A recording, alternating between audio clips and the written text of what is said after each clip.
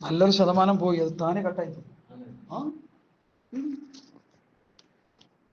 മൂന്നാമത്തെ ക്ലിപ്പാണ്. ഈ വിഷയം പറഞ്ഞു വന്നപ്പോൾ ഈ ഫോൺ താനെ കട്ടായിപ്പോയി.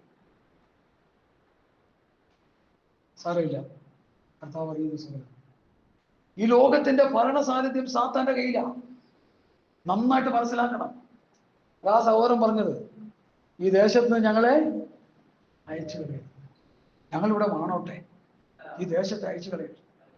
ഈ ദേശത്തെ അല്ല, ഈ സർവ്വലോകത്തെ ഭരിക്കുന്ന പിശാചിന്റെ പ്രവൃത്തിയെ, അതിന് യോഹന്നാൻ അപ്പോസ്തലൻ ഒരു വാക്ക് പറഞ്ഞിട്ടുണ്ട്, സാത്താന്റെ പ്രവൃത്തികളെ അഴിപ്പാൻ ദൈവപുത്രൻ പ്രത്യക്ഷനായി.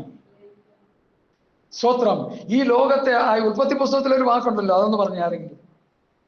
സ്ത്രീയുടെ സന്തതി സർപ്പത്തിന്റെ തലയെ തകർക്കും. ഹല്ലേലൂയ.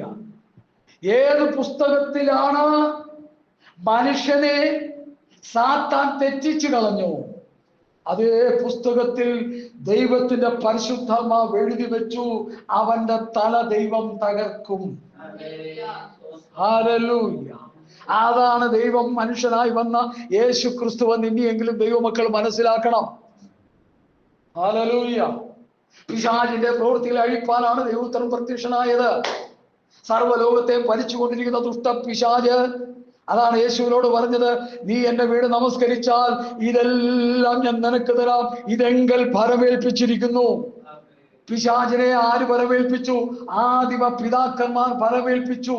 അതുകൊണ്ടാണ് ദൈവമക്കളെ, വെളിപ്പാട് പുസ്തകം 12:9 ഇവിടെ നടന്നുകൊണ്ടിരിക്കുന്ന സർവഭൂമിയെയും തെറ്റിച്ചു കളയുന്ന പിശാച്. അതെ, ലോകത്തെ മുഴുവൻ അവൻ തെറ്റിച്ചു കൊണ്ടിരിക്കുക. യുദ്ധങ്ങളും ക്ഷാമങ്ങളും പ്രതികൂലങ്ങളും പ്രശ്നങ്ങളും പോരാട്ടങ്ങളും മാനവജാതിയുടെ മേൽ അവൻ കൊണ്ടുവന്നിട്ട് ജനത്തെ മുഴുവൻ നശിപ്പിച്ചുകൊണ്ടിരിക്കുക. പിശാചിന്റെ പ്രവൃത്തി അത്ര ശക്തമാണോ എന്ന് അറിയാൻ വേണ്ടി യോബിന്റെ ചരിത്ര പുസ്തകം എടുക്കണ്ട, നിങ്ങളത് വായിച്ചു മനസ്സിലാക്കിയവരാണെന്ന് പറഞ്ഞാൽ മതി. യോബിന്റെ സമ്പത്ത് മുഴുവൻ ആരാ നശിപ്പിച്ചത്? ദൈവമാണ്. ആരാ നശിപ്പിച്ചത്? ആണോ? ഭക്തന്റെ സമ്പത്ത് മുഴുവൻ നശിപ്പിക്കാൻ കഴിയുമോ? നമ്മുടെ ആത്മീയ അനുഗ്രഹങ്ങളെ പിശാചിനെ നശിപ്പിക്കാൻ കഴിയുമോ? കഴിയുമെന്ന് മാത്രം പറയും. അപ്പൊ അത് നമ്മൾ അത് ആത്മീകമായി നമ്മൾ പ്രാപിക്കേണ്ട അനുഗ്രഹങ്ങളും പ്രാപിക്കേണ്ട നന്മകളും വ്യവസ്ഥാപിതമായി ദൈവസന്നിധിയിൽ പ്രാർത്ഥിച്ച് അത് ഏറ്റെടുക്കണം. അതിനെ നശിപ്പിച്ചു കളയുവാൻ പിശാച് പ്രവർത്തിക്കും. നമ്മൾ അഭിഷേകം പ്രാപിച്ച്, ആത്മശക്തി പ്രാപിച്ച്, കൃപാവരങ്ങളെ പ്രാപിച്ച് ഫലകരമായ ഒരു ശുശ്രൂഷ ചെയ്യാതിരിക്കാൻ പിശാച് വിവിധ നിലയിൽ പോരാടുന്ന മേഖലകൾ ഉണ്ടെന്ന് ദൈവസഭ മനസ്സിലാക്കട്ടെ, ദൈവദാസന്മാർ മനസ്സിലാക്കട്ടെ. അത് മനസ്സിലാക്കി അതിനനുസരിച്ച് ആ പിശാചിന്റെ പോരാട്ടങ്ങളോട് എതിർത്ത് നിന്ന് അവരോട് എതിർത്ത് നിൽക്കണം. എന്തൊക്കെ ആലോചന ഹൃദയത്തിൽ തരുന്നത്. യാക്കോബ് പറയുന്നു പിശാചിനോട് എതിർത്തിൽപ്പീൻ, പൗലോസ് പറയുന്നു പിശാചിനോട് എതിർത്തിൽപ്പീൻ. ഇന്നൊരാളുണ്ടോട്ടല്ലോ പറഞ്ഞേ, ആരെങ്കിലും പറഞ്ഞു. പത്രോസ് പറയുന്നു പിശാചിനോട് എതിർത്ത് നിൽക്കുവാൻ. ഈ എതിർത്ത് നിൽക്കേണ്ട കാര്യമുണ്ട്. എതിർത്ത് നിൽക്കേണ്ട കാര്യം എന്താണ്? പറഞ്ഞേ ക്ലാസ് പോലെ തന്നെയാ പറഞ്ഞേ. എതിർത്ത് നിന്നില്ലെങ്കിൽ എന്താ പറ്റും? ഇങ്ങോട്ട് അറ്റാക്ക് ഉണ്ടാവും. അച്ഛൻ നമ്മളെ കീഴ്പ്പെടുത്തും, നമ്മൾ അറ്റാക്ക് ചെയ്യും. ഇതൊക്കെ വചനത്തിന്റെ സത്യങ്ങളാണ് ഞാൻ ഈ പറയുന്നത്. സത്യത്തില് ഇതൊക്കെ പറയണമെന്നുണ്ടെങ്കിൽ യാത്ര പോലും മുടക്കാനായിട്ട് ഇന്ന് പിശാച് ഇടയാക്കി തീർന്നു. എന്നാലും ഞാൻ അതിനെല്ലാം അതിജീവിച്ച് സ്വോത്രം പറഞ്ഞ് അന്യഭാഷ പറഞ്ഞ് പ്രാർത്ഥിച്ച് വണ്ടിയിൽ നിന്ന് അവിടെ ഒന്ന് ഇറങ്ങി കുറച്ച് നടന്നു കഴിഞ്ഞപ്പോൾ സംഗതി ഓക്കെ. യാത്ര മുടക്കാൻ കഴിയില്ലേ? പൗലോസ് പറഞ്ഞില്ലേ, ഞങ്ങള് പിശാച് അടുത്തെന്ന് പറഞ്ഞില്ലേ? വചനവെളിപ്പാട് തുറന്നു നോക്കുമ്പോൾ അതൊക്കെ സംഭവിക്കാം. ഇതൊക്കെ ഞാൻ മനസ്സിൽ കണക്കാക്കി എന്ന് പറയുന്നതാണോ? ദൈവാത്മാവിൽ എന്നോട് പറയാൻ കർത്താവ് പറയുന്നത് അത് ആത്മാവിൽ പറയുന്നതാണ് ഈ കാര്യങ്ങൾ. നമ്മുടെ ആത്മീയ ജീവിതത്തെ ശുഷ്കിച്ചു കളയുവാൻ കർത്താവിന്റെ ദാസിമാരെ പിശാച് നമ്മോട് പോരാടും. അവിടെ എതിർത്ത് നിൽക്കണം. സ്ട്രഗ്ലിംഗ് എന്നുള്ള വാക്കിന് പോരാട്ടം. റെസ്ലിംഗ് എന്നുകൂടി ഒരു പദമുണ്ട്. റെസ്ലിംഗ്, മൽപ്പിടുത്തം. പിശാചിന് പോരാടുമ്പോൾ അങ്ങോട്ട് ഫൈറ്റ്. ഒരു തീയം ഇങ്ങോട്ട് വിടുമ്പോൾ അങ്ങോട്ട് മിസൈൽ. ഈ മിസൈൽ എന്തുവാ? സ്തോത്രവും ആരാധനയും. ഇതിന് വേറൊന്നുമില്ല. അറബികളുടെ കയ്യിൽ ഇരിക്കുന്ന പോലെ കാശ് കൊടുത്ത് മിസൈൽ ഉണ്ടാക്കി വെച്ച് ഇങ്ങനെ പറക്കി വിടുക. അവൻ ഒന്നിച്ചെല്ലാം കൂടി കൊണ്ടുവന്ന് ഒറ്റ അടി അടിച്ചെല്ലാத்தையும் നശിപ്പിച്ചു. അപ്പൊ ഇവിടെ കിടന്ന് അയ്യപ്പടി അങ്ങനെ ഞങ്ങളെ കൊന്നേന്ന് പറയും. സ്വന്തം പ്രിയ ദൈവമക്കളെ, ഇസ്രയേൽ എന്ന് പറഞ്ഞ ആരാ? യഹൂദ എന്ന് പറഞ്ഞ ആരാ? അതിന്റെ അർത്ഥം എന്താ? യഹൂദ എന്ന് പറഞ്ഞ സ്തുതിക്കുന്നവൻ. സ്തുതിക്കുന്നതിന് മുമ്പിൽ ഈ ഗുണം പിടിക്കാത്തവനൊന്നും എന്ത് ചെയ്താലും ഒന്നും നടക്കത്തില്ല. സ്വത്രം. കഷ്ടങ്ങളൊക്കെ എല്ലാവർക്കും ഉണ്ടാവും. യുദ്ധമല്ലേ? ആത്യന്തിക വിജയം സ്തുതിക്കുന്നവനായിരിക്കും. നിങ്ങൾ ഒന്നും ചെയ്യണ്ട. നിങ്ങൾക്കൊരു രോഗം വരുന്നു, ഒരു കഷ്ടത വരുന്നു, ഒരു പ്രതികൂലം വരുന്നു, ഒരു പോരാട്ടം വരുന്നു, ഒരു വെല്ലുവിളി വരുന്നു, ശത്രു നിങ്ങൾക്കെതിരെ വാടകോരുവാൻ സ്വത്രം അവന്റെ പ്രവൃത്തികളുമായി വന്നു നിൽക്കുന്നു. നിങ്ങളുടെ മുറിയിലോട്ട് കയറുക, പായിടുക, ഭാര്യ ഭർത്താക്കന്മാർ ഒരുമിച്ചിരുന്ന് ഹൃദയം കൊണ്ട് ഒരുമിച്ച് ദൈവസന്നിധിയിൽ പ്രാർത്ഥിച്ച് ദൈവത്തിന് മഹത്വം കൊടുത്ത് നിങ്ങൾക്കെതിരെ വരുന്ന ശത്രുവിന്റെ പോരുകളെ ദൈവം തകർത്ത് കളയും. സജീവതരെ നിങ്ങളുടെ ഭൗതിക നന്മകളെ തലമുറയെ ദുഷ്ടം തടഞ്ഞു വെച്ചിരിക്കുന്നെങ്കിൽ ഞാൻ ആത്മാവിൽ ദൂതോടെ വിളിച്ചു പറയുന്നു, നിങ്ങൾ ഒരു ഹൃദയത്തോടെ കൈ കൊടുത്തുകൊണ്ടൊന്നും ഹൃദയം ഒന്നാകണമെന്നൊന്നുമില്ല. പാലക്കെ വിനിയോഗിക്കൂ. ഹൃദയം ഒന്നായി ദൈവസന്നിധിയിൽ പ്രാർത്ഥിച്ച് ആ പോരുകളുടെ മേൽ, തലമുറയുടെ മേലുള്ള ശത്രുവിന്റെ വെല്ലുവിളികളുടെ മേൽ നിങ്ങൾ പ്രാർത്ഥിച്ച് ജയമെടുക്കണം. അതിനുള്ള റൂട്ട് പറഞ്ഞു തരാനും ഞങ്ങൾക്ക് കഴിയും. അങ്ങനെ നിങ്ങൾ പ്രാർത്ഥിച്ച് ജയമെടുക്കുമ്പോൾ നിങ്ങൾ ആത്മീയമായി ഉണരും. അതാ ദൈവം ആഗ്രഹിക്കുന്നത്. ഒരു ക്രൈസിസ് ഒരു ഭക്തന്റെ മേൽ വരുന്നതിന്റെ പ്രധാന ലക്ഷ്യം എന്താന്ന് ചോദിച്ചാൽ അവനെ ഉണർത്താനാ, നശിപ്പിക്കാനല്ല. ഈ കഷ്ടത ദാവീദ് എന്താ പറഞ്ഞു? ഞാൻ കഷ്ടതയിലായിരുന്ന എനിക്ക് ഇന്നത്തെ പുതിയ പ്രോസ്പെക്റ്റിക്കാരൻ പറയുന്നത് എന്താ? കഷ്ടതയെ യേശുവിന്റെ നാമത്തിൽ. കഷ്ടതെങ്ങാനും പോവോ? കേറിയിരുന്ന് ചെവിയെ കയറിയിരുന്നത് തോളെ കയറിയിരുന്ന് കാത് കടിച്ച് തിന്നുകൊണ്ടിരിക്കുക. ഈ ഗുണം പിടിക്കാത്തവൻ അറിയത്തില്ല. അവസാനം നരകത്തിൽ പോയി വീഴുമ്പോഴാണ് മനസ്സിലാക്കുന്നത് കഷ്ടത സഹിഷ്ണുതയും സഹിഷ്ണുത സിദ്ധതയും സിദ്ധത പ്രത്യാശയും ഉളവാക്കുന്നു എന്നറിഞ്ഞ് കഷ്ടങ്ങളിലും പ്രശംസിച്ച അപ്പോസ്തലന്മാരുടെ ആ മഹത്വം എന്താണെന്ന് അവർ അപ്പോഴാ മനസ്സിലാക്കുന്നത്. പുത്രനെങ്കിലും അനുഭവിച്ച കഷ്ടങ്ങളാൽ അനുസരണം പഠിച്ച്. അപ്പൊ കഷ്ടത എന്തിനാ? അനുസരണം പഠിച്ച്. അപ്പൊ ശാസിക്കുമ്പോഴോ അതിന്റെ അർത്ഥം എന്താ? ഞങ്ങൾക്ക് തികയുണ്ട്, ഞങ്ങൾ ഇങ്ങനെയൊക്കെ ഇരുന്ന ഈ തികവക്കന്മാർ ബാക്കി ഞങ്ങൾ തയ്ക്കാനും കിട്ടണ്ട എന്ന് പറയാൻ എന്റെ അർത്ഥം. എന്ത് പ്രശ്നം വന്നാലും എന്ത് പോരാട്ടം വന്നാലും ഒരു ദൈവത്തെ സംബന്ധിച്ചിടത്തോളം മുഴങ്കാലം മുടക്കി ദൈവസന്നിധിയിൽ പ്രാർത്ഥിച്ച് ആ വിഷയത്തിന്മേൽ ചെയ്യും. അപ്പൊ ചിലർ പറയണം, പാസ്റ്റർ പ്രാർത്ഥിച്ചിട്ട് വിടുതലൊന്നും കിട്ടിയില്ലല്ലോ. പ്രാർത്ഥന വിടുതലിനെ കുറിച്ച് പൗലോസ് ഫിലിപ്പിയിലെ പഠിപ്പിച്ച എന്താണ്? ആവശ്യങ്ങൾ സ്വത്രത്തോടെ ദൈവത്തോട് അറിയിക്കുന്നുണ്ട്. അതിനടുത്ത് എന്നാൽ സകല ബുദ്ധിയും കഴിയുന്ന സമാധാനം. വിഷയങ്ങൾക്ക് വിടുതൽ ദൈവത്തിന്റെ സമയത്തുണ്ട്. ഞാൻ അതിന് പറയുന്ന ഒരു ഉദാഹരണം, ഒരു കൊച്ചു കുഞ്ഞ്, ഇപ്പൊ ഇവിടെ കിടന്ന ഒരു കൊച്ചു കുഞ്ഞ്, ഈ കൊച്ചു കുഞ്ഞിന് അതിന് കൈകാര്യം ചെയ്യാൻ പറ്റാത്ത നിലയിലുള്ള ഒരു വിഷയം അതിനെ ആരെങ്കിലും കുഞ്ഞ് അത് വാവയാണ് അതിനധികം. അപ്പൊ നമുക്ക് ഓരോരുത്തർക്കും ചില വിഷയങ്ങൾ, ചില കൃപാവരങ്ങൾ, ചില ആത്മീയ അനുഭവങ്ങൾ നമുക്കത് കൈകാര്യം ചെയ്യാനുള്ള പക്വതയും ആത്മീയ വളർച്ചയും ആത്മീയ വർധനവും ആത്മാവിന്റെ നിറവുണ്ടെങ്കിൽ കർത്താവ് തരത്തുള്ളൂ, ഇല്ലെങ്കിൽ തരത്തില്ല. അത് അപകടം വരുത്തി വയ്ക്കും. ഇന്ന് അങ്ങനെ പലരും തകർന്ന് തരിപ്പണമായി കിടക്കുക. രോഗശാന്തി ഒരാൾക്ക് കൊടുത്തു കഴിഞ്ഞു, ഈ രോഗശാന്തി കൊണ്ട് എന്താ ചെയ്തുകൊണ്ടിരിക്കുന്നത്? രോഗശാന്തി വരുത്തി കാര്യം ഉണ്ടായിക്കൊണ്ടിരിക്കും. ദാനമായി ലഭിച്ചു, ദാനമായി കൊടുക്കുക. ദൈവം തന്ന കൃപ ദാനമായിട്ട് ചെയ്യുക. പിന്നെ ആരെങ്കിലും പ്രാർത്ഥിച്ച് ഇരിക്കട്ടെ എന്ന് പറഞ്ഞാൽ ഇപ്പൊ അതല്ല ചെയ്യുന്നത്. രോഗശാന്തി വരുത്തിയിട്ട് തിരുവനന്തപുരത്തൊക്കെ പറയും ഞങ്ങൾ രോഗശാന്തിക്ക് ഇത്ര റേറ്റ്, ഭൂതശാന്തിക്ക് ഇത്ര റേറ്റ്. എങ്ങനെയുണ്ട് നമ്മുടെ ആത്മീയ ഗോളത്തിൽ നടക്കും. നമ്മുടെ ആത്മീയ ഗോളം ജീർണിച്ചു പോകാനുള്ള കാരണം ഇതാ. ഭൂതശാന്തിക്ക് ഇത്ര, രോഗശാന്തിക്ക് ഇത്ര. നടക്കാത്ത വിവാഹം പ്രാർത്ഥിച്ച് നടത്തി 6 മാസം കഴിഞ്ഞപ്പോൾ ഡൈവേഴ്സായി പോയി, അത് വേറെ കാര്യം. കാശും കൊണ്ട് അവർ പോയി. ഇതൊക്കെ ഇന്ന് നടക്കുന്നത്. അതുകൊണ്ട് എന്നെ കേൾക്കുന്ന പ്രിയപ്പെട്ടവരെ, ദൈവത്തെ ഭയപ്പെട്ടവന്റെ കൽപ്പനകളെ ഭയപ്പെട്ട് ദൈവസന്നിധിയിൽ പ്രാർത്ഥിച്ച് കർത്താവിൽ നിന്ന് കൃപാവരങ്ങൾ പ്രാപിച്ച്, അത് കിട്ടുന്നില്ലെങ്കിൽ കിട്ടുന്നവരിരുന്ന് പ്രാർത്ഥിച്ചോ. പക്ഷെ ഒരു സാധനം തരാമെന്ന് പൗലോസ് പറഞ്ഞു. എന്താ അത്? പറഞ്ഞു പ്രാർത്ഥിച്ച് മറുപടി കിട്ടിയില്ലെങ്കിൽ ഒരു സാധനം തരാമെന്ന് പറഞ്ഞു. പറയും ദൈവിക സമാധാനം. അതല്ലേ ഇല്ലാത്ത മനുഷ്യൻ. ബെഞ്ചമിൻ ഇല്ലാത്ത കാര്യം സമാധാനമാണ്. ട്രംപ് ഒരു സമാധാനമില്ല. ലോകരാഷ്ട്ര നേതാക്കന്മാർക്ക് സമാധാനമില്ല.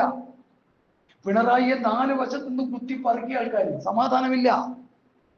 എങ്കിലും പണം കിട്ടുമെന്ന് പറഞ്ഞ് കടിച്ച് തൂങ്ങി കിടക്കുക അവിടെ.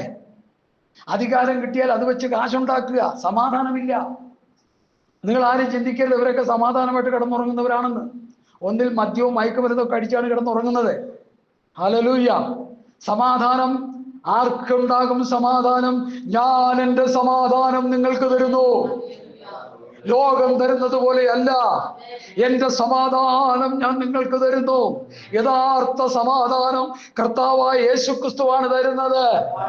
ലോകം തരുന്ന സമാധാനം ഒരു കുപ്പി മദ്യത്തിലോ അല്ലെങ്കിൽ ഒരു രാത്രിയുടെ പാപപ്രവൃത്തിയിലോ അത് എരിഞ്ഞടങ്ങും. അത് കുറച്ച് കഴിയുമ്പോൾ പിന്നെ അസമാധാനം കൊണ്ട് നിറയും. എന്നാൽ കർത്താവ് തരുന്ന സമാധാനം ദീർഘമായ സമാധാനമായിരിക്കും. ഞങ്ങളെ ദൈവജനം പഠിപ്പിച്ചാൽ 94 പറയും, ആകാശം കീഴ്മേൽ മറിഞ്ഞു വന്നാലും നമ്മെ സംബന്ധിച്ചിടത്തോളം ഭയപ്പെടേണ്ട കാര്യമില്ല. കാരണം നമ്മുടെ മേലെല്ലാം കൂടി വന്ന് വീണ് നമ്മൾ ചത്തുപോയാലും നമ്മുടെ ആത്മാവ് സ്വർഗത്ത് പോവല്ലോ. ശബ്ദരാജന, അതാണ് വിഷയം. അതുകൊണ്ട് കർത്താവിന്റെ വരവിൽ പ്രത്യാശയോട് ഈ 1000 ആണ്ട് വാഴ്ചയിൽ ആരാ പ്രവേശിക്കുന്നതെന്ന് കൂടി പറഞ്ഞിട്ടാണ് ഈ സന്ദേശം ഞാൻ നിർത്താൻ പോകുന്നത്. കർത്താവ് 1000 ആണ്ട് വാഴ്ചയിൽ ഭൂമി വന്ന് ഭരിക്കാൻ പോകുന്നു. എല്ലാം നല്ല കാര്യം. ആരാണ് ഈ 1000 ആണ്ട് വാഴ്ചയിൽ പ്രവേശിക്കുന്നത്? രക്ഷിക്കപ്പെട്ട് സ്നാനപ്പെട്ട് പരിശുദ്ധാംശം പ്രാപിച്ച് കാഹളം ധ്വനിക്കുമ്പോൾ ഈ ആമ്പാറ്റകളെ പോലെ പറന്നുയരുന്ന വിശുദ്ധന്മാർ ഉയർത്തെഴുന്നേറ്റും രൂപാന്തരം പ്രാപിച്ചും ആ സ്വർഗത്തിലേക്ക് എടുക്കപ്പെടുന്ന വാനമേഘത്തിൽ കർത്താവ് പ്രത്യക്ഷപ്പെടുമ്പോൾ കർത്താവിനെ എതിരേൽപ്പാൻ എടുക്കപ്പെടുന്നവർക്ക് മാത്രമാണ് ഈ 1000 ആണ്ട് വാഴ്ചയിലെ ജീവിതം ലഭിക്കാൻ പോകുന്നത്, കർത്താവിനോടൊപ്പം ലഭിക്കാൻ പോകുന്നത്. കുഞ്ഞാടിന്റെ കല്യാണം വന്നുവല്ലോ, തന്റെ കാന്ത തന്നെ ഒരുക്കി കാത്തിരിക്കുന്നു. കുഞ്ഞാടിന്റെ കല്യാണത്തിന് വേണ്ടി കാത്തിരിക്കുന്ന എത്ര പേരുണ്ട്? അനേക വിവാഹ ശുശ്രൂഷകളിൽ ഞാൻ പങ്കെടുത്തിട്ടുണ്ട്. എന്നിട്ട് അവരുടെ ആ വധൂവരനോട് ഞാൻ ഇങ്ങനെ വിളിച്ചു പറയും, എന്റെ കുഞ്ഞെ, കുറച്ച് നാളത്തേക്ക് ഈ ഭൂമിയിൽ പ്രമാണം അനുസരിച്ച് ജീവിച്ചാൽ നിങ്ങൾക്ക് സന്തോഷത്തോടെ ജീവിക്കാം. ഒരു 3/4 നാഴിക ഈ ഭൂമി ജീവിക്കാനുള്ള കല്യാണമാണ് നിങ്ങൾ ഇപ്പോൾ നടത്തിയിരിക്കുന്നത്. കൈ കൊടുത്ത് ഉഭയസമ്മതം ചെയ്ത് നിങ്ങൾ ഈ വിവാഹത്തിലേക്ക് പ്രവേശിച്ചു. നല്ല കാര്യം, ദൈവം വെച്ചതാണ്, അതൊക്കെ നല്ലത്, നടക്കട്ടെ. എന്നാൽ 3/4 നാഴിക നേരത്തേക്ക് ജീവിതമുള്ളൂ. ഇത് കഴിഞ്ഞാൽ കാഹളം ധ്വനിക്കുമ്പോൾ ദൈവസഭ എടുക്കപ്പെടുമ്പോൾ കുഞ്ഞാടിന്റെ കല്യാണത്തിന് വേണ്ടി ഒരുങ്ങിക്കൊള്ളേണം. കുഞ്ഞാടിന്റെ കല്യാണം വന്നുവല്ലോ, തന്റെ കാന്ത തന്നെ ഒരുക്കിക്കൊണ്ടിരിക്കുന്നു, കാത്തിരിക്കുന്നു. നാം നമ്മെ തന്നെ വിശുദ്ധീകരിക്കുന്നു, നാം നമ്മെ തന്നെ നിർമ്മലീകരിക്കുന്നു, നാം നമ്മെ തന്നെ കാത്തുകൊള്ളുന്നു, നാം നമ്മെ തന്നെ വെടിപ്പാക്കുന്നു, നാം നമ്മെ തന്നെ നിർമ്മലീകരിക്കുന്നു. ഇതാണ് പ്രധാന വിഷയം. കർത്താവ് വരുന്നു, രാജ്യത്വം പ്രാപിക്കുമ്പോൾ, രാജഭരണം നടത്തുമ്പോൾ നമുക്കും കർത്താവിനോടൊപ്പം ആയിരിക്കാം. ഇതൊക്കെ നല്ല കാര്യങ്ങൾ, അത് നമ്മുടെ ഭാവി പ്രത്യാശയാണ്, അത് നമ്മുടെ സന്തോഷമാണ്. പക്ഷെ അത് ആർക്കാ പ്രവേശിക്കാൻ പറ്റും? മത്തായിയുടെ സുവിശേഷം 25-ാം അധ്യായം ഒന്ന് വായിച്ചാട്ടെ സഹോദരി. എല്ലാം വായിക്കണമെന്നില്ല. വായിച്ചു. ആമേൻ, ആമേൻ, സ്തോത്രം.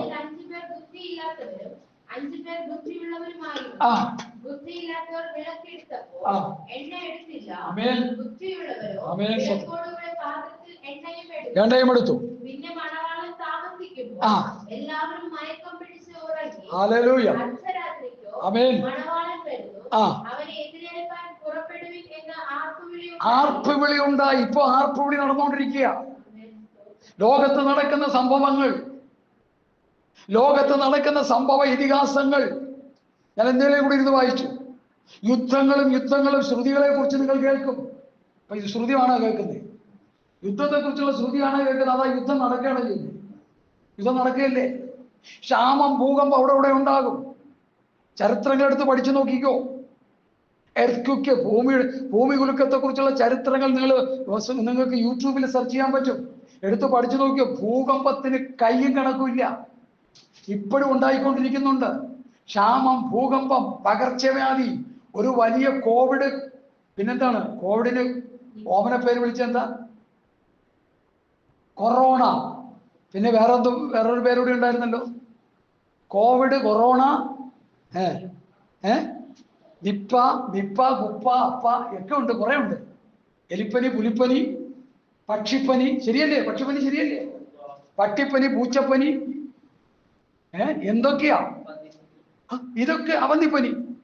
ഇതൊക്കെ യാദൃച്ഛികമാണ് ചിന്തിക്കരുത്. കർത്താവ് പറഞ്ഞു, ക്ഷാമം, ഭൂകമ്പം, പകർച്ചവ്യാധി, യുദ്ധങ്ങൾ, യുദ്ധശ്രുതികൾ, രാജ്യം രാജ്യത്തോട്, ഇറാനും സൗദിയും തമ്മിൽ നേർക്കുനേർ നോക്കിയാൽ അടി, ഇസ്ലാമിക രാഷ്ട്രങ്ങൾ തമ്മിൽ അടി, യൂറോപ്യൻ രാജ്യങ്ങൾ തമ്മിൽ അടി, ഒന്നാം ലോകമായ യുദ്ധം യൂറോപ്യൻ രാജ്യങ്ങൾ തമ്മിൽ അടിയൻ കാണുന്നത്. ഒരേ വിശ്വാസത്തിൽ നിൽക്കുന്ന രാജ്യങ്ങൾ, രാജ്യത്തോട് ക്ഷാമം, ഭൂകമ്പം, പകർച്ചവ്യാധി. ഇനി എന്താ നടക്കാനുള്ളത്? പണ്ട് വിദ്യാഭ്യാസം ഇല്ലാത്തൊരു പാസ്, അങ്ങനെ പറയുന്നത് തെറ്റാണ്, ദൈവം ക്ഷമിക്കട്ടെ, വലിയ വിദ്യാഭ്യാസമൊന്നും ഇല്ലാത്ത പാസ് പറഞ്ഞു, ഇനിയിപ്പോ PP ഊതിയാൽ മതിയെന്ന്. കർത്താവിന്റെ വരവിന് വേണ്ടി PP ഊതിയാൽ മതി, അതിന് ആകണം വെച്ചാൽ മതി. ആ പരുവത്തിൽ നിൽക്കുക. അതുകൊണ്ട് എന്നെ കേൾക്കുന്ന പ്രിയപ്പെട്ടവരെ, ഇവിടെ ഇപ്പൊ വായിച്ചത് എന്താണ്? ആർപ്പുവിളി ഉണ്ടായി. ഏതാണ് ഈ ആർപ്പുവിളി? ഇന്ന് കാണുന്ന ലോക സംഭവങ്ങൾ ആർപ്പുവിളികളാണ്. ക്ഷാമം, ഭൂകമ്പം, പകർച്ചവ്യാധി, ലോകത്ത് കാണുന്ന അനിഷ്ട സംഭവങ്ങൾ, തമ്മിൽ കൊന്നു മുടിക്കുന്നത്. രാസലഹരി ഒഴുകിയാണ് കേരളം മുഴുവൻ. നമ്മുടെ ഭാരതത്തിലെ ഭാരതത്തിലെ നല്ല ലോകം മുഴുവൻ വിദ്യാഭ്യാസ സ്ഥാപനങ്ങൾ മുഴുവൻ തകർന്ന് തരിപ്പണമായി. വിദ്യാർത്ഥികൾ, UP സ്കൂളിൽ പഠിക്കുന്ന വിദ്യാർത്ഥികൾ തൊട്ട് ഹൈസ്കൂൾ, പിന്നെ പ്രീ ഡിഗ്രി, പിന്നെ കോളേജ് കാര്യം പറയാൻ വേണ്ട, എല്ലാവരും ലാസലഹരിയിൽ മുങ്ങിക്കിടക്കുക. ഇന്നലെ പത്രറിപ്പോർട്ടിൽ ഞാൻ വായിച്ച ഒരു വിഷയം വളരെ വേദനിപ്പിച്ചു. ഒരു പെൺകുട്ടിയോ ഒരു ആൺകുട്ടിയോ MDMA എന്നുള്ള മാരകമായ ലഹരി ഒരു പ്രാവശ്യം ഉപയോഗിച്ചാൽ പിന്നെ അത് വാങ്ങാൻ വേണ്ടി അപ്പൻ്റെയും അമ്മയുടെയും പേഴ്സ് തപ്പിയെടുക്കുക, കാശിന് വേണ്ടി നെട്ടോട്ടം ഓടുക.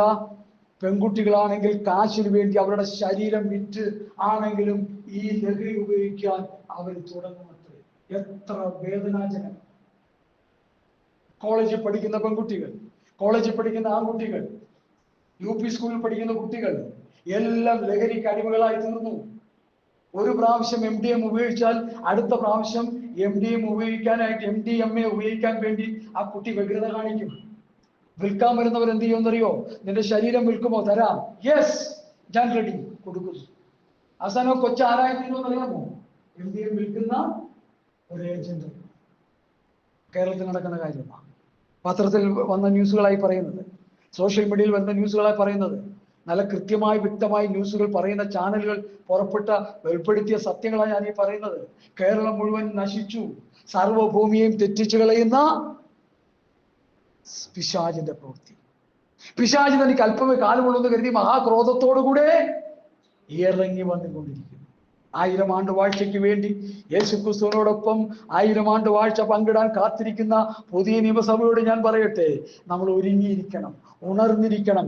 ആർപ്പുവിളി ഉണ്ടായി. അടുത്ത് എഴുന്നേറ്റു.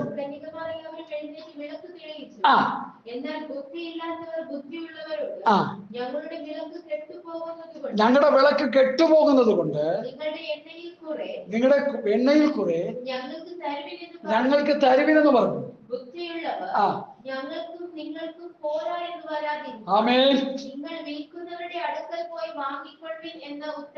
അടുത്ത അവർ വാങ്ങുവാൻ പോയപ്പോൾ മണവാളൻ വന്നു, ഒരുങ്ങിയിരുന്നവർ അവനോടുകൂടി പ്രവേശിച്ചു, കല്യാണ സദ്യക്ക് ചെന്നു, വാതിലടയ്ക്കുകയും ചെയ്തു.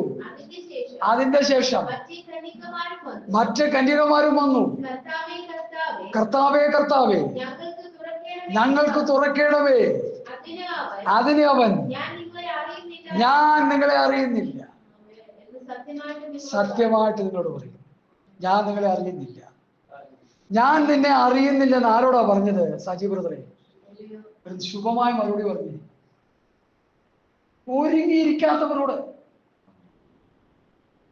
ഇവിടെ മറക്കൽ ക്രൂസൈഡ് നടത്തുന്നവരോടും പറയും. എടുക്കാം, മത്തായിയുടെ സുവിശേഷം 7-ാം അധ്യായം. എന്റെ ദൈവമേ, വചനത്തിന്റെ വെളിപ്പാട് കർത്താവ് നമുക്ക് തന്നുകൊണ്ടിരിക്കുക. സ്വോത്രം. മത്തായിയുടെ സുവിശേഷം 7-ാം അധ്യായം. ഹല്ലേലൂയ. അത് തന്നെ. എൻ്റെ 21 22-ാം വാക്യം വായിച്ച സഹോദരി, എല്ലാം വായിക്കാൻ സമയമില്ല. കർത്താവേ കർത്താവേ, നിന്റെ നാമത്തിൽ നിങ്ങൾ പ്രവചിക്കുകയും നിന്റെ നാമത്തിൽ ഭൂതങ്ങളെ പുറത്താക്കുകയും നിന്റെ നാമത്തിൽ വളരെ വീര്യപ്രവൃത്തികൾ പ്രവർത്തിക്കുകയും ചെയ്തില്ലയോ എന്ന് പലരും എന്നുള്ള സ്ഥാനത്ത് ഉപദേശിമാരെന്ന് കൂട്ടി വായിച്ചു വെച്ചാൽ മതി. പിന്നെ ആരാ വന്ന് പറയണേ? അത്ഭുത പ്രവൃത്തി നടത്തുന്ന ആരാ? വഴിയെ പോകുന്നവനാണോ ഉപദേശിമാർ? ന്യൂ ജനറേഷൻ പാസ്റ്റർമാര്, പൂച്ചാന്താടി വെച്ചവനും ഗുണം പിടിക്കാത്തവനും മാനസാന്തരപ്പെടാത്തവനും രക്ഷിക്കപ്പെടാത്തവനും ആരാണ്ട് എന്തെങ്കിലുമൊക്കെ പറഞ്ഞെന്നും പറഞ്ഞ് ഇവരെ തെറ്റിച്ച് കളയുന്ന ആരാണെന്നറിയോ? സീനിയേഴ്സ് ആയിട്ടുള്ള പാസ്റ്റർമാരാണ്. 8 പോക്കറ്റ് വെച്ച പാസ്റ്ററുണ്ട്, ഒരു പാസ്റ്റർ, പേരൊന്നും ഞാൻ പറയുന്നത് എനിക്ക് അറിയാം. ഒരു സ്ഥലത്ത് ചെന്നപ്പോൾ ഒരാൾ ചോദിക്കുക, പാസ്റ്റർ ഇപ്പോഴത്തെ പോട്ടിന് എത്ര പോക്കറ്റ് ഉണ്ട്? ഇതിപ്പോ 5 ഉള്ളൂ, 2-3 കുറഞ്ഞു പോയല്ലോ. അത് ഞാൻ അവിടെ വീട്ടിൽ ഇട്ടിരിക്കുക. 8 പോക്കറ്റ് ഇട്ടവരും 10 പോക്കറ്റ് ഇട്ടവരും ചേർന്ന് ഈ പിള്ളേരെടുക്കെ ചെന്നിട്ട് ഈ പിള്ളേർ പൊട്ടത്തരം വിളിച്ചു പറയുമ്പോൾ അവരെ ശാസിച്ച് തർജ്ജനം ചെയ്ത് തിരുവചന സത്യങ്ങളിലേക്ക് അവരെ നടത്താതെ അവൻ പറയുന്ന പൊട്ടത്തിന് ഓശാന പാടാൻ 8 പോക്കറ്റുകാരും ചെയ്യുക. എത്ര കോടി വേണം? കേട്ടില്ലേ ചേ? എത്ര കോടി വേണം? ഇത്ര കോടി വേണം. ഉടനെ മൈക്ക് ഇങ്ങോട്ടാ, ഇത്ര കോടി രൂപ ഈ ബഹുമാനപ്പെട്ട ദുരുപദേശം പറഞ്ഞ് ജനത്തെ കൊല്ലുന്നവരാ, ആവശ്യമുണ്ട്, നിങ്ങൾ എല്ലാവരും കൂടി കൊടുക്കണം. അവസാനം എന്ത് ചെയ്യുക? ഇതെല്ലാം പറഞ്ഞിട്ട് 8 പോക്കറ്റുകാരൻ പോകാൻ നേരത്ത് പോക്കറ്റ് നിറച്ചു വിടാതെ ഇരിക്കാൻ പറ്റുമോ? ഇതൊക്കെ ഇവിടെ നടക്കുന്നു. ഞാനിത് പൊളിച്ചു പറയുന്നുണ്ട്, പലർക്കും എന്നെ ഇഷ്ടമല്ല, വേണ്ട, നിങ്ങളുടെ ചെലവിലല്ലല്ലോ ഞാൻ കഴിയുന്നു, കർത്താവല്ലേ എന്നെ നടത്തുന്നേ. എന്നെ കേൾക്കുന്ന പ്രിയപ്പെട്ടവരെ, വഞ്ചിതരാകാതിരിക്കൂ. ഇവിടെ ഒരുങ്ങാതിരിക്കാൻ ക്രിസ്തീയ ജീവിതത്തിൽ ദൈവവചനത്തിന്റെ പത്യോപദേശം കേട്ട് ഒരുങ്ങി കർത്താവിന്റെ വരവിൽ നിൽക്കുന്നില്ലെങ്കിൽ നമ്മൾ കൈവിടപ്പെട്ടു പോയുള്ള കൂട്ടത്തിൽപ്പെടും. പിന്നെ ചെന്ന് വാതിൽ തുറക്കണമേ എന്ന് പറഞ്ഞാൽ ഞാൻ നിങ്ങളെ അറിയുന്നില്ല എന്ന് പറയും. പത്യോപദേശം കുറിച്ച് ദൈവസഭയെ നടത്തേണ്ട ശുശ്രൂഷകന്മാർ അത്ഭുതങ്ങളും അടയാളങ്ങളും കാണിച്ച് ജനത്തെ കൊള്ളയടിച്ച് സാമ്പത്തികമായി അവർ നേട്ടം കൊയ്ത് സുഖിക്കുമ്പോൾ കർത്താവിന്റെ വരവിൽ ഇവർ ചെന്ന് നിൽക്കാൻ നേരത്തെ ഇവർ പറയും, നിന്റെ നാമത്തിലാണ് ഞങ്ങൾ ചെയ്തത്. നബിയുടെ നാമത്തിലും കൃഷ്ണന്റെ നാമത്തിലുമല്ല, സാക്ഷാൽ യേശു ക്രിസ്തുവിന്റെ നാമത്തിലാണ് ഇത് ചെയ്തത്. അപ്പൊ കർത്താവ് അവരോട് എന്താ പറയണത്? ഞാൻ നിങ്ങളെ അറിഞ്ഞിട്ടില്ല. ഒരു നാളും നിങ്ങളെ ഈ അറിയുന്നില്ലെന്ന് പലരും പ്രസംഗിച്ചോണ്ടിരിക്കുക, ഞാൻ കേട്ടിട്ടുണ്ട്. അറിഞ്ഞിട്ടില്ലെന്നാണ്. ഞാൻ നിങ്ങളെ അറിഞ്ഞിട്ടില്ല. യേശുവിന്റെ നാമത്തിൽ നിങ്ങൾ ഭൂതങ്ങളെ പുറത്താക്കി, രോഗികളെ സൗഖ്യമാക്കി, വിസ വാങ്ങിക്കൊടുത്തു, ലോകത്തിലെ ഭൗതിക അനുഗ്രഹങ്ങൾ മുഴുവൻ വിശ്വാസികളെ കൊണ്ട് പ്രാപിക്കാൻ നിങ്ങൾ പ്രലോഭിപ്പിച്ചു. കാര്യങ്ങളൊക്കെ ശരി, പക്ഷെ ഐ ഡോണ്ട് നോ, എനിക്ക് നിങ്ങളെ അറിഞ്ഞിട്ടില്ല. പിന്നെ എന്താ പറയുന്നത്? ശാപിക്കപ്പെട്ടവരെ എന്നെ വിട്ട് പോകുമെന്ന്. അധർമ്മം പ്രവർത്തിക്കുന്നവരെ എന്നെ വിട്ടു പോകും. അപ്പൊ അത്ഭുതങ്ങളും അടയാളങ്ങളും പ്രാർത്ഥിച്ച് വിസ മേടിച്ചു കൊടുത്തതും. ഒരുത്തനുണ്ട്, ഫ്ലാറ്റില്ലേ, വീടില്ലേ, ആരെങ്കിലും ഉണ്ടോ? എന്റെ പോക്കറ്റ് കിടപ്പുണ്ട് വീട്, എന്റെ പോക്കറ്റ് കിടപ്പുണ്ടെന്ന് വീട്. കഞ്ഞിക്ക് വകയില്ലാത്തവൻ ദുരുപദേശം പറഞ്ഞ് കോടികൾ സമ്പാദിച്ചപ്പോ യവൻ വിചാരിക്കുന്ന, യവൻ പ്രാർത്ഥിച്ച എല്ലാം കിട്ടുന്ന ദൈവം കൊടുക്കുന്നതാണ്. സഹോദര, സൂപ്പർ സാത്താനാണെന്ന് നിനക്ക് തന്നിരിക്കുന്നത്. ദൈവം വീട് കൊടുക്കാനല്ല വന്നത്. സക്കായുടെ ചരിത്രം ഞാൻ വായിച്ച് പഠിച്ചപ്പോ അവസാന വാക്യത്തിൽ കർത്താവ് ഇങ്ങനെ പറഞ്ഞു, കാണാതെ പോയതിനെ തെരഞ്ഞു രക്ഷിപ്പാനല്ലോ മനുഷ്യപുത്രൻ വന്നത്. യേശു കർത്താവ് ഈ ഭൂമിയിൽ വന്നത് സ്വർഗരാജ്യത്തിൽ ഇവന്റെ ലിസ്റ്റില്ലായി, സക്കായുടെ ലിസ്റ്റില്ല. സക്കായി അടിച്ചു പൊളിച്ച് ജീവിച്ചുകൊണ്ടിരിക്കുക. പക്ഷേ കർത്താവ് വന്നവനോട് ഇടപെട്ടപ്പോൾ അവന്റെ അവസ്ഥകൾക്ക് അവൻ തന്നെ രൂപാന്തരപ്പെടുത്തി. അവന്റെ കുറവുകളെ സംബന്ധിച്ചു, അവന്റെ പരാജയങ്ങളെ സംബന്ധിച്ചു. അധ്വാനിച്ച് കാശുണ്ടാക്കുന്നതിന് ഒരു കുഴപ്പമില്ല. വല്ലവരെയും വക്രിച്ച് കാശുണ്ടാക്കുന്നതിൽ ഇവിടുത്തെ വിഷയം. ഇവൻ വക്രിച്ചുണ്ട്, അതുകൊണ്ടല്ലേ പറഞ്ഞത് ചതിവായി വാങ്ങിയിട്ടുണ്ടെങ്കിൽ 4 മടങ്ങ്. ആദ്യം എന്താ പറഞ്ഞത്? ആദ്യത്തെ സ്റ്റേറ്റ്മെന്റ്, പകുതി ദരിദ്രർക്ക് ചതിവായി വാങ്ങിയെങ്കിൽ ആള് നേരെ താഴേക്ക് പോകും സാമ്പത്തികമായി. കാരണം കർത്താവിന്റെ ഒരു പോകത്തക്ക നിലയിലുള്ള ഒരു ഗ്രിപ്പ് സാമ്പത്തികമായിട്ട് അവനുണ്ടായി. ഇന്നോ ഹല്ലേലൂയ, ഈ സുവിശേഷം പറഞ്ഞ്, വ്യാജമായ സുവിശേഷം പറഞ്ഞ് കാശുണ്ടാക്കുക. ഹല്ലേലൂയ. ഒരുങ്ങിയിരുന്നവരാണ് ബുദ്ധിമാന്മാർ. ഒരുങ്ങാതിരുന്നവർ ബുദ്ധി കെട്ടവർ. ഗിരിപ്രവാസത്തിൽ കർത്താവ് പറഞ്ഞ ബുദ്ധിയുള്ളവർ ആരാണെന്ന് പറഞ്ഞേ? ആരെങ്കിലും പറഞ്ഞു? നോ. എന്റെ അടുക്കൽ വന്ന എന്റെ വചനങ്ങളെ കേട്ട് ചെയ്യുന്നവൻ പാറമേൽ വീട് പണിത ബുദ്ധിയുള്ള മനുഷ്യനോട് തുല്യനാകുന്നു. വൻമഴ ചൊരിഞ്ഞു, നദികൾ പൊങ്ങി, കാറ്റടിച്ചു, ആ വീടിന്മേൽ അലച്ചു, അത് വീണില്ല. ഓ, എന്നെ ഏറ്റവും ബലപ്പെടുത്തുന്ന വേദഭാഗങ്ങളാ. ആരാ ബുദ്ധിയുള്ളവരെ? കർത്താവിന്റെ വചനം കേട്ട് അനുസരിക്കുന്നു. കർത്താവിന്റെ വചനം അപ്പോസ്തലന്മാരെ കൊടുത്തത്. യോഹന്നാൻ സുവിശേഷം 12 പിതാവേ, നീ എനിക്കെന്ന് പറഞ്ഞാൽ ഞാനത് കൊടുത്തു. നിന്റെ വചനം ഞാനത് കൊടുത്തിരിക്കുന്നു. നീ എന്നെ അയച്ചതുപോലെ ഞാൻ ഇവരെ ലോകത്തിലേക്ക് ഇവരുടെ വചനത്താൽ എന്നെ വിശ്വസിക്കാതിരിക്കുന്നവർക്ക് വേണ്ടി ഞാൻ 17-20 യോഹന്നാൻ സുവിശേഷം 17 1 മുതൽ 20 വാക്യം എല്ലാവരും വായിച്ചു പഠിച്ചോണം. കർത്താവ് വചനം അപ്പോസ്തലന്മാരെ ഏൽപ്പിച്ചിരിക്കുക. അപ്പോസ്തലന്മാർ പറയുന്ന വചനം ക്രിസ്തുവിന്റെ ഉപദേശമാ, ക്രിസ്തുവിന്റെ വചനമാ. അതനുസരിച്ച് ജീവിക്കുന്നവർക്ക് സ്വർഗരാജ്യം കിട്ടത്തുള്ളൂ. അവരാണ് ബുദ്ധിയുള്ളവർ. ഇന്നത്തെ പണി മുഴുവൻ എന്റെ അടുക്കൽ വന്ന് എന്റെ വചനങ്ങളെ കേട്ട് ചെയ്യാത്തവൻ മണലിന്മേൽ വീട് പണിയുന്ന ബുദ്ധികെട്ട മനുഷ്യനോട് തുല്യനാകുന്നു. വൻമഴ ചൊരിഞ്ഞു, നദികൾ മുങ്ങി, കാറ്റടിച്ചു, ആ വീടിന്മേൽ അലച്ചു, അത് വീണു. അതിന്റെ വീഴ്ച ഭയങ്കരമായിരുന്നു. എന്താ ഈ വൻമഴ? എന്താ ഈ കാറ്റ്? നമ്മുടെ ക്രിസ്തീയ ജീവിതത്തിനെതിരെയുള്ള പ്രതികൂലങ്ങൾ. യേശു കർത്താവ് പറഞ്ഞ വചനം അനുസരിച്ച് കെട്ടുറപ്പുള്ള ഒരു ക്രിസ്തീയ ജീവിതം നയിക്കുമ്പോൾ ഏത് പ്രതികൂലം വന്നാലും, മത്തായിയുടെ സുവിശേഷത്തിലാണെന്ന് തോന്നുന്നു, ഞാനോ ലോകാവസാനത്തോളം നിങ്ങളോട് കൂടി. അത് വേറെ വീക്കളല്ലോ ബാക്കി. കറക്റ്റ്. കുറച്ചു നാളത്തേക്കല്ല, എല്ലാം നമ്മുടെ മരണം വരെ, നമ്മുടെ ശ്വാസം, അവസാന ശ്വാസം തീരുന്നത് വരെ കർത്താവ് നമ്മോട് കൂടെ ഉണ്ട്. എങ്ങനെ? ബുദ്ധിയുള്ള മനുഷ്യനായി കർത്താവിന്റെ പ്രമാണങ്ങൾ അനുസരിച്ച് ജീവിച്ചു. അല്ലെങ്കിൽ ഇല്ല. എന്റെ പ്രസംഗം 1000 ആണ്ട് വിഷയം 1000 ആണ്ട് വാഴ്ച എന്നുള്ളതാണ്. എന്നാൽ 1000 ആണ്ട് വാഴ്ചയിലേക്ക് പ്രവേശിക്കാൻ ആർക്കാണ് കഴിയുന്നത്? എന്റെ അടുക്കൽ വന്ന് എന്റെ വചനങ്ങളെ കേട്ട് ചെയ്യുന്ന ബുദ്ധിയുള്ള മനുഷ്യനോട് തുല്യരാണ്. ഇന്ന് ദൈവവചനത്തിന് പ്രസക്തിയില്ല. ഏലി പ്രവാചകന്റെ കാലത്തിൽ വചനം ദുർലഭമായിരുന്നു. ഏലി പ്രവാചകന്റെ മക്കളും എന്ന നിലയിലാണ് ഇന്നത്തെ സുവിശേഷ വേലക്കാരും മക്കളും പോയിക്കൊണ്ടിരിക്കുന്നത്. എനിക്കത് പറയുന്നതിൽ വേദനയുണ്ട്. മോശ പ്രമാണം വാങ്ങാൻ പോയപ്പോ ഒരുത്തൻ കയറി ലീഡർഷിപ്പ് ഏറ്റെടുത്തു. ആരായിരുന്നു? പറഞ്ഞേ? ശൗലോ? 100 പ്രാവശ്യം എംബോസേഷൻ എഴുതിക്കൊണ്ട് വരണം മാസ്റ്റർ. അഹരോൻ. പ്രമാണം. പാഷന്മാരോട് എനിക്ക് വിട്ടുവീഴ്ചയൊന്നും ഇല്ല കേട്ടോ, വല്ലതുള്ളതുപോലെ പറയും. പ്രമാണം വാങ്ങാൻ പോയപ്പോൾ ഒരുത്തൻ കയറി ലീഡർഷിപ്പ് ഏറ്റെടുത്തു. ആക്കിട്ട് പോ. അതെ, ജനത്തെ നോക്കണ്ടേ? മോശ പറഞ്ഞ കേട്ടതൊക്കെ കേട്ട് ശീലിച്ചവനല്ലേ ഈ ഗുണം പിടിക്കാത്തവൻ? ഇവനിത് പറഞ്ഞാൽ പോരായിരുന്നോ? അവനെന്താ പറഞ്ഞത്?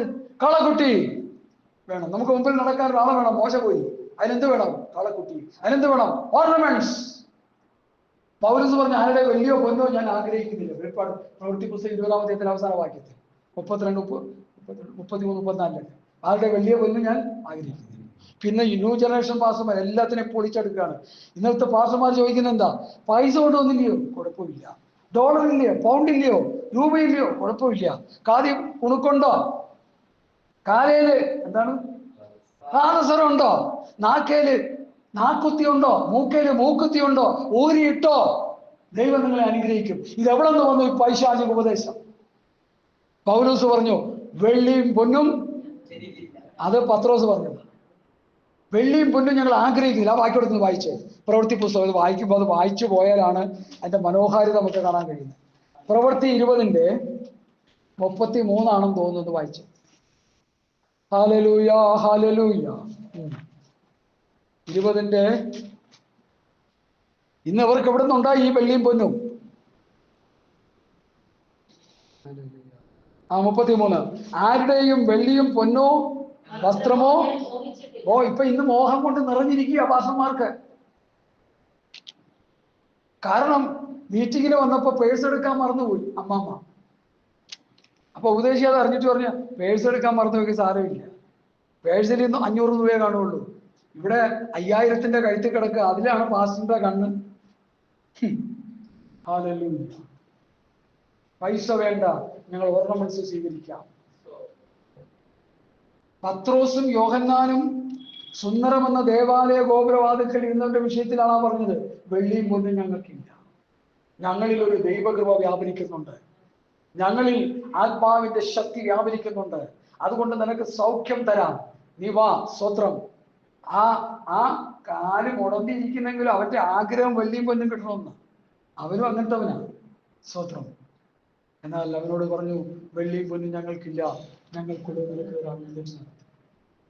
ഇന്നോ അവന്റെ ഉള്ള വെള്ളിയും പൊന്നെല്ലാം അടിച്ചു മാറ്റുകയല്ലേ ചെയ്യുന്നത്. കോടിക്കണക്കിന് രൂപ സമ്പാദിച്ച് അമ്പര ചുംബികളായി കെട്ടിടങ്ങൾ വെച്ച് ദൈവസന്നിധിയിൽ ജനത്തെ നിത്യമായ നരകാഗ്നിയിലേക്ക് തള്ളിക്കളയുന്ന ദുരുപദേഷ്ടകന്മാരും കള്ളപ്രവാചകന്മാരും എഴുന്നേറ്റിരിക്കുന്നു. ദൈവസഭയെ സൂക്ഷിച്ചു. പൗലോസ് കുഞ്ഞുവാക്യം വഴി ചിലപ്പോഴും എല്ലാ ദിവസവും പ്രസംഗിച്ചാലും തെറ്റില്ല. നായ്ക്കളെ സൂക്ഷിപ്പീൻ, ആകാത്ത വേലക്കാരെ സൂക്ഷിപ്പീൻ, വിച്ഛേദനക്കാരെ സൂക്ഷിപ്പീൻ. സങ്കീർത്തനവും ന്യായപ്രമാണവും മാത്രം പ്രസംഗിച്ചുകൊണ്ടിരിക്കും. സങ്കീർത്തനം പറയേണ്ടത് ഞാൻ പറയത്തില്ല. പുതിയ നിയമം എടുത്ത് പ്രസംഗിക്കുമ്പോൾ സങ്കീർത്തന ഭാഗങ്ങൾ ആത്മാവിൽ റീമയായിട്ട് വെളിപ്പാടായിട്ട് കയറി വരും. അത് ഞങ്ങൾ സഭയിൽ പ്രസംഗിക്കും. പക്ഷെ ഞങ്ങളുടെ പ്രസംഗം പുതിയ നിയമമാണ്. എന്താ കാര്യം? ഞാൻ നിങ്ങളോട് കൽപ്പിച്ചതൊക്കെ പ്രമാണിപ്പാൻ കൊണ്ട് ഉപദേശിച്ചുകൊണ്ട് സകല ജാതികളെയും ശിഷ്യരാക്കിക്കൊള്ളുവിനെന്ന് കർത്താവ് പറഞ്ഞതുകൊണ്ട് ശിഷ്യന്മാരോട് കർത്താവ് പ്രസംഗിച്ചത്, അവര് പ്രസംഗിച്ച് ഓരോ ദേശങ്ങളിൽ റോമാസഭ, ഗലാത്യ സഭ, കൊരിന്ത് സഭ, പിന്നെ സ്വോത്രം തെസലോനിക്ക സഭ, എഫേസ്യ സഭ, ഫിലിപ്പിയ സഭ, കൊലോസ്യ സഭ. ആ സഭകൾ എന്ന് പറയുമ്പോൾ ഓരോ ദേശമാണെന്ന് ഓർക്കണം. ആ ദേശത്ത് പോയി പ്രസംഗിച്ച് അവർ ശിഷ്യന്മാരെ വാർത്തുണ്ടാക്കി ആ ദേശത്തിന്റെ പേരിട്ട സഭ, അതാണ് ദൈവസഭ. ഇന്ന് കാണുന്ന സഭകളൊക്കെ ദൈവസഭയാണെന്ന് ചോദിച്ചാൽ എന്നോട് ചോദിക്കല്ലേ, ഞാൻ മറുപടി പറയുമ്പോൾ നിങ്ങൾ കിടന്ന് കരയുന്നു. യേശുക്രിസ്തുവിന്റെ ശരീരമാണ് ദൈവസഭ. സഭ ക്രിസ്തുവിന്റെ മണവാട്ടിയാണ്, കന്യകയാണ്. നിങ്ങൾ ദൈവത്തിന്റെ മന്ദിരം, ദൈവത്തിന്റെ മന്ദിരമാണ് സഭ. ആ അപ്പോസ്തലന്മാരുടെ ഉപദേശത്തും അടിത്തറയിട്ട അടിസ്ഥാന ഉപദേശപ്രകാരം സഭ പണിത് വരണം. അവരുടെ അപ്പോസ്തലന്മാരുടെ ഉപദേശം കേട്ട് കൂട്ടായ്മ ആയിരിച്ച് അപ്പം നുറുക്കി പ്രാർത്ഥന കഴിച്ചും പോന്നു. അതാണ് യഥാർത്ഥ സഭ. ഹല്ലേലൂയ. അതുകൊണ്ട് എന്നെ കേൾക്കുന്ന പ്രിയപ്പെട്ടവരെ, 1000 ആണ്ട് വാഴ്ചയിൽ നമുക്കൊരു അവകാശം വേണമെങ്കിൽ അപ്പോസ്തലന്മാരുടെ ഉപദേശങ്ങൾ അനുസരിച്ച് ജീവിക്കണം, വിശുദ്ധിയെ തികയ്ക്കണം, ദൈവകൃപ പ്രാപിക്കണം, ഏത് മനുഷ്യനെയും ക്രിസ്തുവിൽ തികഞ്ഞവനാക്കി നിർത്തണം. സുവിശേഷം പ്രസംഗിച്ച് പ്രാസംഗികന്മാരുടെ പള്ള വീർപ്പിക്കാനല്ല സുവിശേഷ പ്രസംഗം, വിശ്വാസികളെ ക്രിസ്തുവിൽ തികഞ്ഞവരാക്കി നിർത്തുക. കണ്ണുകളടയ്ക്കാൻ നമുക്ക് പ്രാർത്ഥിക്കാം. അടുത്ത സമയങ്ങളിൽ ഈ രാജ്യത്വം എന്നുള്ള വിഷയത്തിന്റെ കണ്ടിന്യൂഷൻ കർത്താവിന്റെ കൃപയിൽ ശരണപ്പെട്ട് നമ്മൾ പിന്നെയും പഠിക്കാൻ ആഗ്രഹിക്കുന്നു. ഇന്ന് പൽക്കാലം കേട്ട വചനത്തിന് മുമ്പാകെ നമ്മളെ സമർപ്പിച്ചൊന്ന് സ്തോത്രം ചെയ്യാം. നമുക്കൊന്ന് സ്തോത്രം ചെയ്യാം. എല്ലാവരും സ്തോത്രം ചെയ്യാം. ഹല്ലേലൂയ. വാനമേഘത്തിൽ കർത്താവ് വരുമ്പോൾ കർത്താവിനോടൊപ്പം എടുക്കപ്പെടണമെങ്കിൽ ഹല്ലേലൂയ ഒരുങ്ങിയിരിക്കണം, ഉണർന്നിരിക്കണം, സദാകാലം ഉണർന്നും പ്രാർത്ഥിച്ചുകൊണ്ടിരിക്കണം.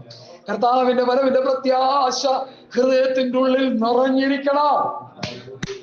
ആലയത്തിൽ ശത്രുവിന്റെ ചരക്കുകളെല്ലാം നിറഞ്ഞിരുന്ന സമയത്ത് നെഹമ്യാവ് ചെയ്തത്, ശത്രുവിന്റെ ചരക്കുകളെല്ലാം വലിച്ചു വെളിയിൽ എറിഞ്ഞിട്ട് ആലയത്തിലെ ഉപകരണങ്ങൾ ആലയത്തിന്റെ ഉള്ളിൽ കൊണ്ടുവന്ന് നിറച്ചു. അതുപോലെ നമ്മുടെ ഹൃദയത്തിൽ ഇങ്ങനെ ക്രിസ്തുവിന്റെ വചനം സകല ജ്ഞാനത്തോടുകൂടി ഐശ്വര്യമായി നിങ്ങളിൽ വസിക്കട്ടെ.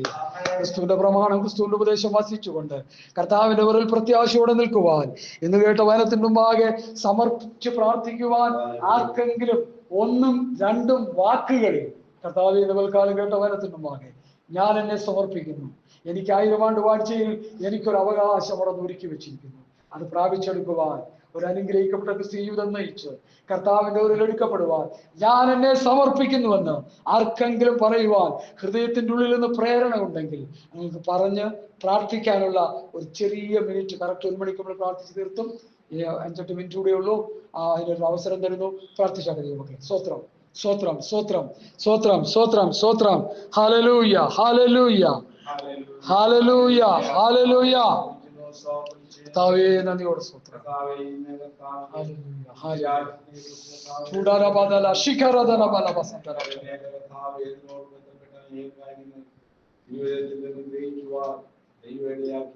സ്തോത്രം, സ്തോത്രം, സ്തോത്രം, സ്തോത്രം.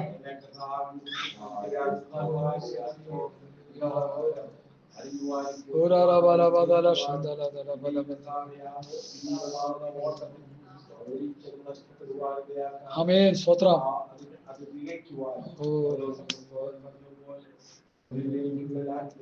ആമേൻ.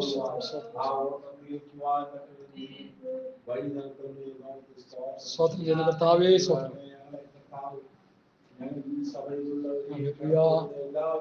ആമേൻ. സ്തോത്രം, സ്തോത്രം, സ്തോത്രം, സ്തോത്രം. ആമേൻ.